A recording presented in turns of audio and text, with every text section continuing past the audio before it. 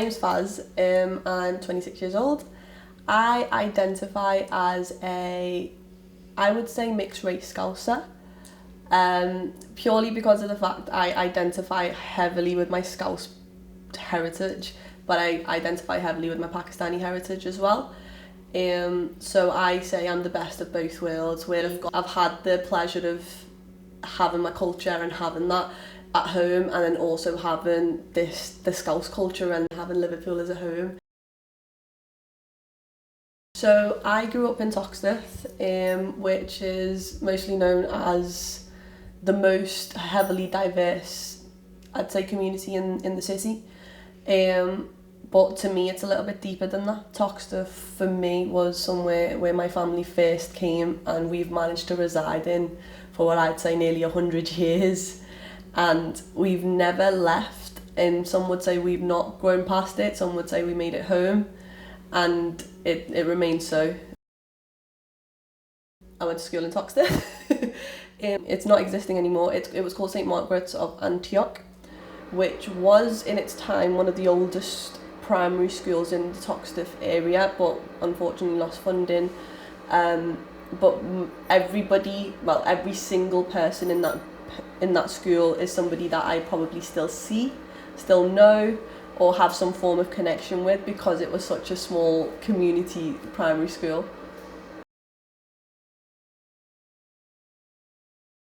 I think from an early age, from when I started school, I always knew I was mixed. I was always confused at the different races I seen in my family.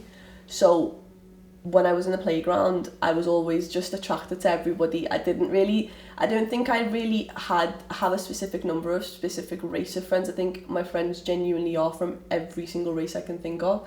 And it was just nice because I got to experience other people's cultures. And I think I was more embracing of them because I knew I was different. I was like, oh, maybe you're different too, and we can mix that difference together and like have a great friendship in a way. So it always made me more intrigued to learn about other people's differences because I was different.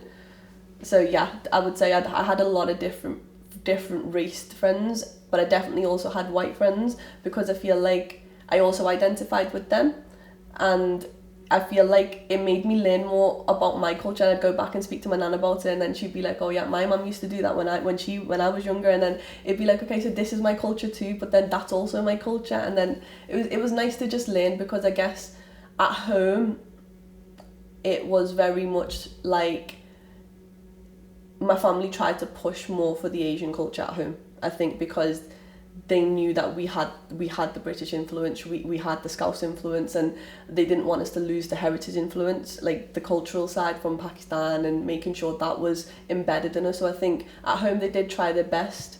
So when I was outside of the home and I got to experience everyone else's culture, I made the most of it, definitely.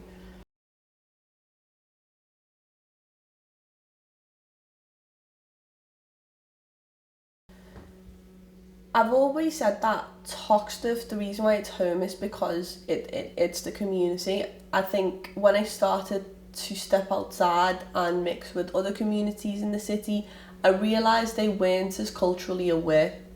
So it definitely made me change my demeanour and the way I basically showcase myself. It kind of changed the way I was around people, because I knew that different demographics got a different me, if that makes sense. So there's a cultural safety I felt being around people from Toxteth. There's a certain way you can speak to them, there's a certain slang, there's a certain understanding, whereas where you've left that community, you know that you've got to be a little bit different. You can't, I think people also have a negative persona of people from Toxteth as well, and you want to portray yourself as polite and as part of the most of the best of society in sense. So when I'm outside, I actively will try to be the positive representation of Toxteth, and I'm openly telling people I'm from Toxteth, and I've got a great job. I've been through university. I've got 2 degrees, and even though I have this cultural influence, it's made me greater rather than not so.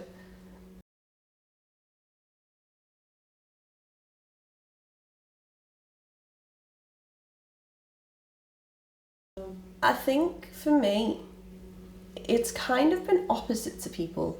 So as a woman, I think it's kind of made things better because I fitted a checkbox for people. I was coloured.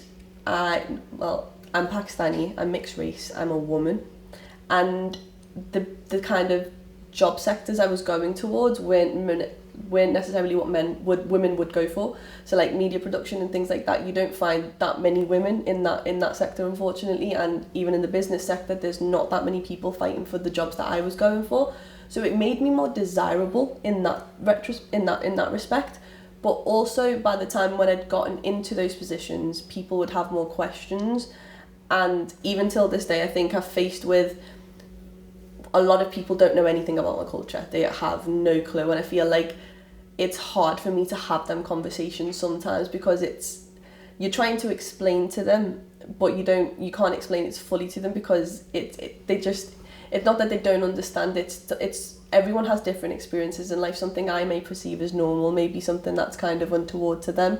So I've come to realise that it does sometimes make me uncomfortable when to talk about certain things that I grew up with doing and things like that, because not everybody sees them as so accepting. I guess that I think I have found that sometimes, but sometimes people just like to ask questions because they like to ask questions, and that's nice as well. But I feel like being a woman has definitely helped me rather than being a thorn in my way. So my culture is a little bit different. So my household consists of, so we say we're Pakistani, but we have Afghan influences.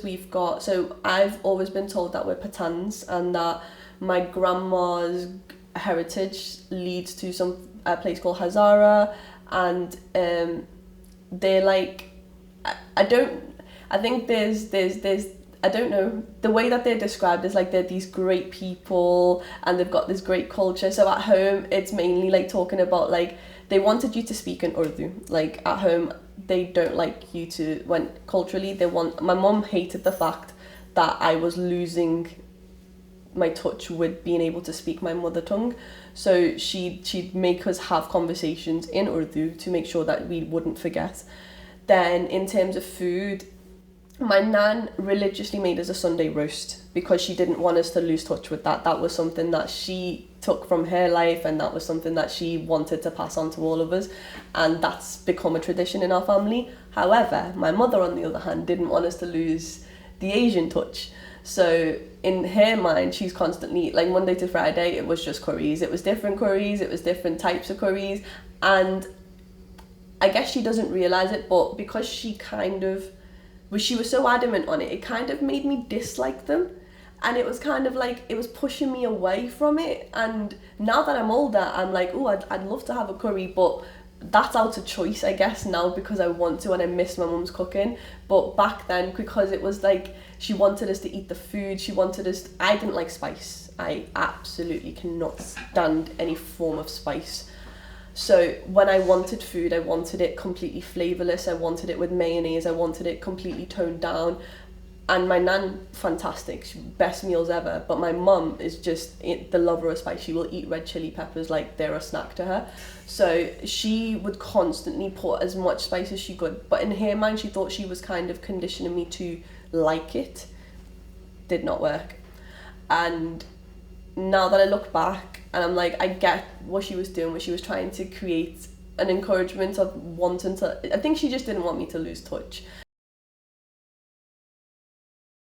I never did, and I think that was because of her, but I did in the middle have a slight dislike growing towards the food and the culture. The other part was, which I did end up disliking, was the clothes.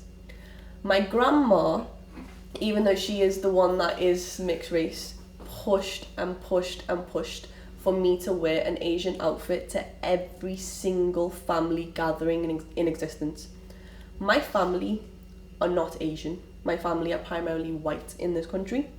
So all of my cousins are in their lovely dresses, looking gorgeous, they were looking beautiful of vision. Not that Asian clothes are not beautiful and gorgeous, of course they are, but in an environment where the rest of your cousins are in these like gorgeous, like they'll go to Next, they'll go to Zara, they'll get all these lovely dresses, and I'm just kind of there with my, and Asian clothes aren't light to wear, so they're quite heavy and they're quite decorative. So you've got your a chunni on, you've got the dresses, you've got the elaborate shoes, then you've got to get the jewellery to match, which is another added heaviness, and it's like, it was so extra, and it would make me feel like I didn't want to get up, I didn't want to talk to my cousins, I don't want people to look at me. And then the rest of my family, obviously, the rest of my aunties felt very sorry for me, so they'd come back, they'll be like trying to speak to my grandma and be like, don't make her do this, like just let her be normal. And my nan's like, no, she will wear this is what she will do. But it's not that she was, I think now that I look back, I realise she just wanted me to be accepting. She wanted me to embrace who I was. And in that time, I was so busy trying to embrace who everybody else was, and I guess confused about my own identity at that time. I couldn't bring myself to embrace it. But now looking back, I have no Asian clothes left because I've thrown them all out, and I heavily regret it because they're very expensive to buy. So that's something that was a lesson learned. So I think in culture, I would say the most things that were pushed and like that we loved, obviously I've talked about the negatives, the parts that we loved was more terms of, so in terms of like Eid times, like you saw a different side to my family. And Eid at home wasn't like so Islamic, it was more cultural. So my mum would get up early in the morning, she'd make this thing with vermicelli, it was savia, and it was like sugary and milky, and it was like you'd go to the mosque, you'd come back, and that was the thing you'd look forward to. And that was a beautiful family moment. And that day you would dress up in the Asian attire and you'd feel absolutely wonderful. And because everyone was doing it, and you'd get the henna done, you'd get everything, and it was really lovely because it was something that was encouraged, and it was something that because I'm seeing other people, I guess my peers do it as well, it made me more comfortable. I think I am the type of person that runs off my surroundings, and if my surroundings don't match me and I am different, it does make me feel like the odd one out. And I guess now looking back in that is because I am always the odd one out, and that's not necessarily a bad thing, it's just the way my life is. I actually learnt it fluently in 2017 during a trip back home because nobody could speak English. So I had to make it my goal, and it was the first time meeting my father. So he is good at speaking English, but he's very strict in the sense he also didn't want us to lose our way. So by the time I came back, my dad was also like, speak in the mother tongue that you in the country that you're in. If you're in England, you speak in English. If you're in Pakistan, you're going to speak Urdu. And that was pretty much it. So I think I'm quite fluent in it. I can't read or write it, but speaking, I'm definitely of that ability now. I definitely embrace Islam. I absolutely felt, so Islam isn't actually the religion I grew up with, which is the part that people get confused by. When I came to England, I was 4 to 5 years old, and so my mum was constantly working, and my nan was obviously home with me, and my nan hadn't looked after kids for a while. There was 3 of us, and there was a lot of attention going to my 2 older siblings, and I guess I kind of slipped through the rugs. And I used to spend a lot of time with so I call her my auntie, and she used to live opposite us, and I used to spend a lot of time with her. But she was a devout Roman Catholic, and I used to pray with her every night. And at home, religion wasn't pushed upon us. Religion wasn't something that was ever pushed upon us. It wasn't something, we always knew we were Muslims, but it wasn't, you have to go to Islamic class, I don't know how to read Arabic, I don't know how to read the Quran, I don't know how to do any of that. And I don't think that was because my mum didn't want us to. My mum definitely wanted us to, but she never forced it on us. So when I was a kid, I actually went to the church, I was in choir, I was in communion, I did all of the things that a Christian child would do. I went to Sunday school. Like it was a very weird upbringing, because by the time I got to 13, 14, because primarily most of my friends were Muslim at that time, I think questions arose to me at that time about what religion I was. So at that time I kind of had to have a conversation with my mum, kind of like, how come you never sent me to the mosque, and you never, what was it? And my mum's response kind of surprised me, and she said she knew I was going to church, she knew I was doing everything I was doing, and she said, I had to let you choose your own path. I had to let you decide, and I had to trust in God that you would come back to whatever you felt was right for you. So funnily enough, I did end up reverting back to Islam out of my own personal choice, and I fell in love with the religion more deeply that's the second time around, I guess, because I went and researched for myself. But I don't follow it in the sense where I'm a spiritualist through and through. I believe there's a lot more things I could be doing to be a better Muslim, but at the moment I feel like I try and be a good person above all, and that's what I try and strive for, and that is what my religion teaches me.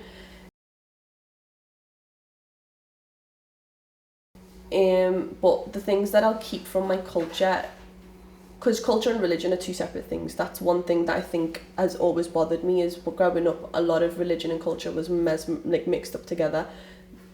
It's not the same, and that's why I take religion as one and culture in the other hand. In terms of my culture, what I will be taking is, I definitely want my kids to be bilingual. That's something that I definitely want to pass on. I think it's something that automatically gives kids more of an edge to think more. It just encourages them in that kind of mindset. And I'd like to say, like, my brother has a son, like Phelim, and he's got Irish heritage and he's got Pakistani heritage, and I want him to grow up speaking, I want him to speak Gaelic and I want him to speak Urdu. I want him to have both parts of his heritage, because I think that would be wonderful.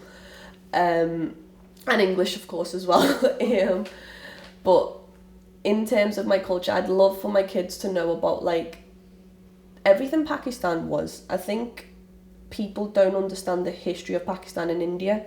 I hold that very dear to my heart. I feel like it's one of the most extraordinary histories to have. What my countries have done is incredible, and I want to pass that on to my kids. I want my kids to know what partition was. I want them to know what we went through. I want them to know how we got here. I want them to know what my great-grandparents did and why we ended up in this country.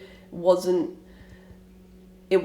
a much bigger story at play, and that story's been at play since a very, very long time, and it's not something that's spoken about as openly anymore.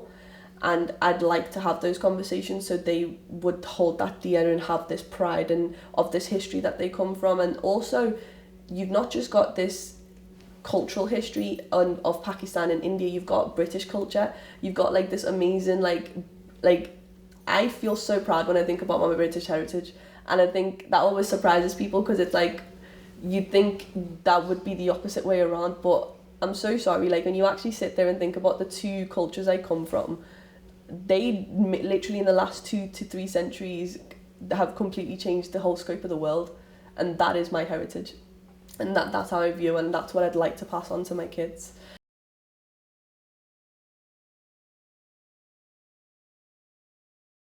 People get confused about the Pakistani community and the way they are, and I always try and get people to understand that most of these people, I call myself a product of the apartheid, in the sense where Pakistan and India went through, before the partition, they were a country that was under the British heritage. I mean, the British regime, I can't remember what the exact word is right now. It's lost out of my head, but in terms of, they were governed by the British, and there were certain decisions made on our behalf. There were certain things that happened, obviously, that contributed towards our history, but also towards the way people were raised and the way people are. I always say, before the British came to India, before Pakistan, anything, we were an expanding country, and we contributed towards 29.6% of the country's GDP. After the British had left us, we contributed 6%. So we'd lost a lot, and the people had suffered a lot. And after partition, a lot of people had to rebuild their lives. The time that my grandma's father came over here was to escape the confounds of what the country had become. We didn't have a future there anymore. There wasn't anything for us left in order for us to stay there. So it became a necessity for survival for us to end up here. And of course, it's fantastic that we did, because I wouldn't exist otherwise. But I feel like the reason the community is the way it is because generationally they've been conditioned to go into survival mode, and all they know is to better their lives, because they didn't have the opportunity of having the better lives because that opportunity was taken. So they came here with the idea of changing a new world, the same thing that Statue of Liberty says out to the rest of the world, come to us and we'll change your life, is a similar thing. And I think that's what they still hold, and that's why the community is the way it is. I feel like in the next 2 to 3 generations, when my generation and my kids' generation come into play, we'll be a lot happier, we'll be a lot more engaging. I feel like we'll have a lot more to offer to the world again, because we won't feel the pain. I still feel the pain of what my grandfather went through, because my grandfather fought in partition. My mother's father was there at the trains, he was fighting, and he saw what he saw, and those were stories that were described to me. In 1960, when the Bangladesh war happened, my mum describes the bombing. World War II, my nan describes what it feels like when she heard the bombs drop in her back gardens. So these weren't stories that we're hearing from history books, these were stories I was hearing from people's mouths, and this was pain that they still have and hold. But I know that for a fact in 2 to 3 generations, once we've worked out of it and we've managed to rebuild ourselves from that history, it'll be wonderful, and things like this will make it that much more wonderful, because we'll have something to look back on and say, this is why.